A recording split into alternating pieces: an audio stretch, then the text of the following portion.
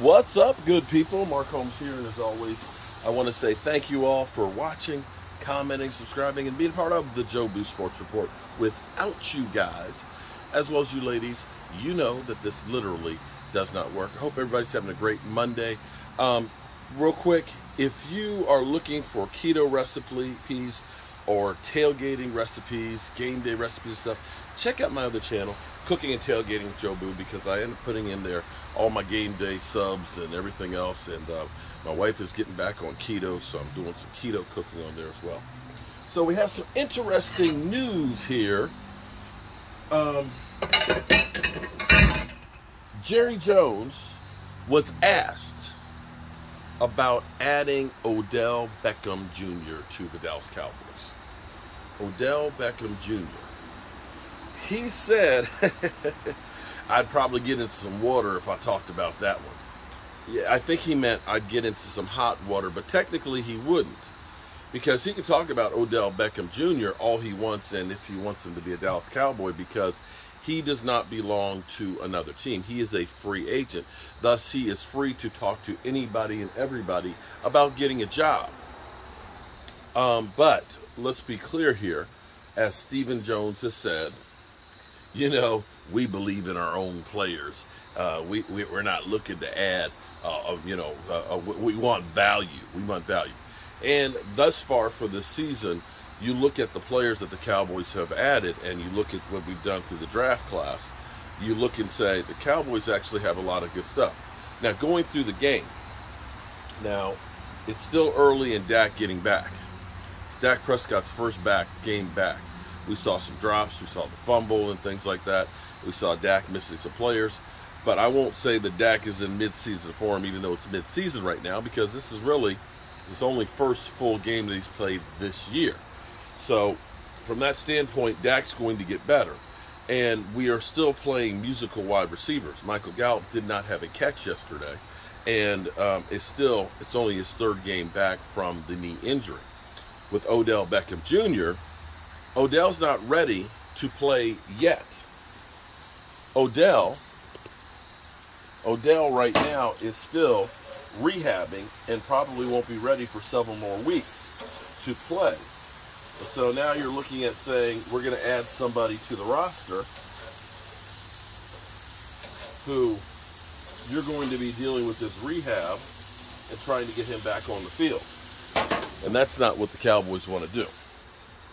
It's not what the Cowboys want to do. They want to get somebody that's going to help them right now. And they certainly do not want to pay Odell Beckham Jr. What he wants to be paid. So that is going to be a pipe dream for the Cowboys. But you look at this and say to the Cowboys, do we have a problem at wide receiver? You look at the Cowboys right now, 5-2. I guess you want to say they're contenders. You look at our division between the Eagles at 6-0, the Giants at 6-1, us at 5-2. It's the best records in football right now. Definitely the best records as far as the division goes. And the Cowboys, the Eagles, and the Giants are beating teams from other divisions and kind of owning the NFC. But you have to look at it and say, with Dak, we've owned the teams in our division. We'll see if that remains the case. But you also look at this and say, this is an opportunity, because you look at a lot of the teams that are down. The Rams are not as good as they've been. The 49ers have had their problems, of course. They're on a 2-game lose streak. Tampa Bay, you know, it's kind of like, is there a watch right now for Tom Brady to literally give up on football? Hang on for a second here, guys.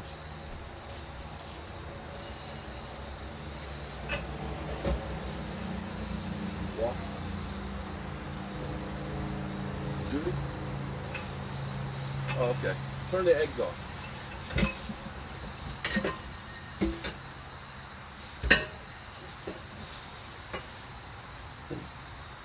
Sorry, I had to wash the pan out here. And the wife's saying she's going to the store. So Odell is not going to be anybody to add. That is us wanting to see the Cowboys make a move for making a move's sake. And it's just not going to happen. Cowboys aren't going to spend money.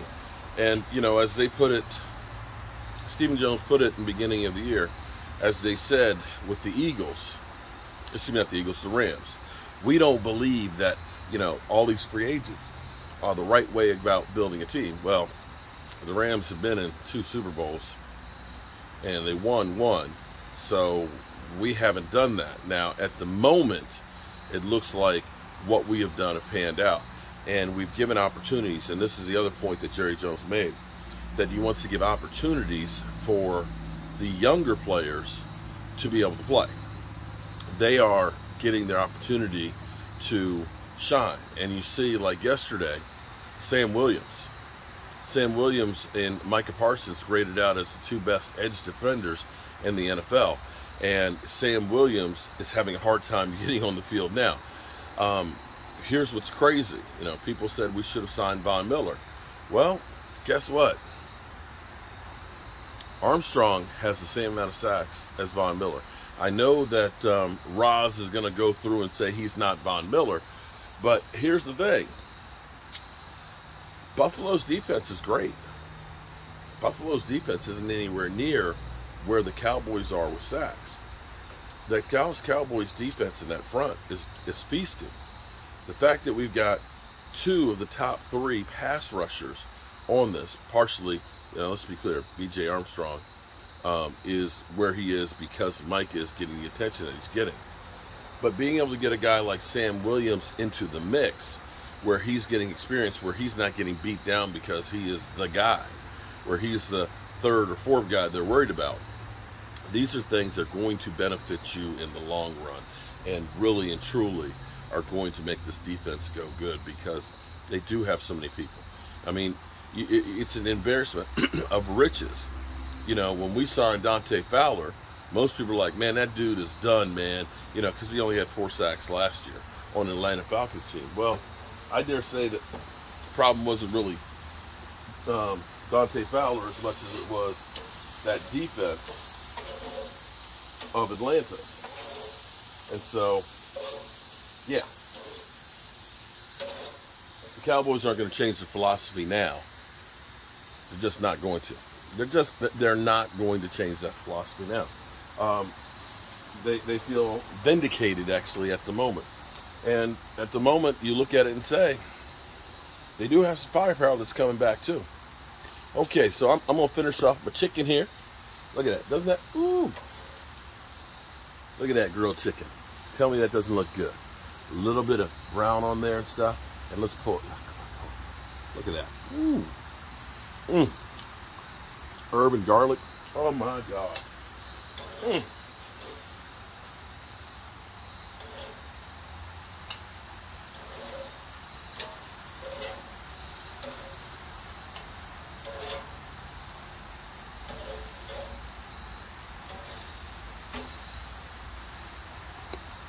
Now, one more thing, too.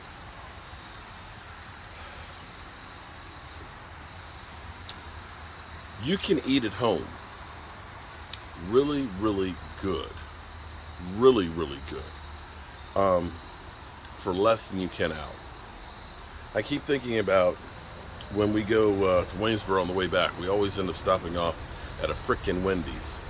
And between the 3 of us, we end up spending $39. I think it's about $39 or so. By the time you get drink, fries, and all that, and I get a bowl of chili. $39 for crap. This is $12 worth of chicken breast. $12 worth of chicken breast. Now look at that. I can make chicken salad. I can make chicken sandwiches. I can make a chicken Cobb salad. There's a lot of stuff I can do with this. Look at that. I get all of these chicken breasts. And if I did want to make grilled chicken breast sandwiches, probably get about 10, 11 out of that easily. And so this is where people say, you eating high on the hog. Well, I'm putting in the work. Putting in the work and buying things on sale and cooking multiple times in one time. So, yeah, I eat high on the hog for less. Peace.